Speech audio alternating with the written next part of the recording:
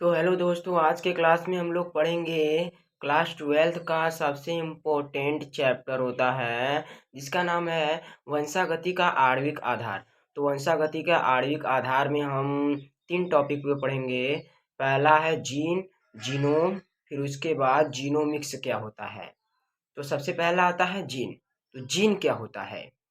तो कोशिकाएं दो ठे होती हैं। पहला होता है प्रोकैरियोटिक कोशिका और दूसरा होता है यूकैरियोटिक कोशिका। तो प्रोकैरियोटिक कोशिका में चूंकि केंद्रक नहीं पाया जाता है इसलिए उसको छोड़ देते हैं। अब आते हैं यूकैरियोटिक कोशिका में। यूकैरियोटिक कोशिका में केंद्रक पाया जाता है तो उसी में जीन पाए जाते हैं। और कहाँ पाए जाते हैं? केंद्रक में गुणसूत्र पाया जाता है और गुणसूत्र में डीएनए पाए जाते हैं और डीएनए में ही जीन पाया जाता है।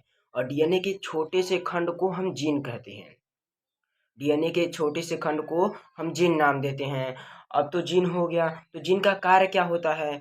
जीन का कार्य होता है कि आनुवांशिक सूचनाओं को एक संतति से दूसरे संतति में ले जाना जीन का कार्य होता है। अब ये हो गया। अब दूसरा आता है जीनोम क्या होता है। जीनोम तो शब्द से ही पता चलता है कि जीन से ही संबंधित होगा। तो जीन जीनोम होता है, जीन के समूह को जीनोम कहते हैं। जैसे कि कई जीन हो गए, एक दिन, दो जीन, 4 दिन, 5 जीन, कई जीन हो गए और उनके समूह को हम जीनोम कहते हैं। जीनोम हो गया। अब उसके बाद आता है जीनोमिक्स क्या होता है। जीनोमिक्स तो किसी जीव में किसी जीव में किसी जीव में जीन के कार्य और संरचना का अध्ययन जब किया जाता है तो उसे हम जीनोमिक्स कहते हैं।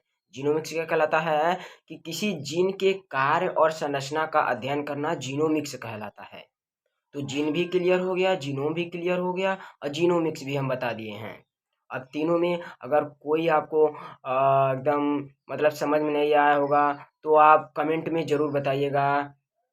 अगर कमेंट में आप लोगों को डाउट लिखना हो तो लिख लीजिएगा।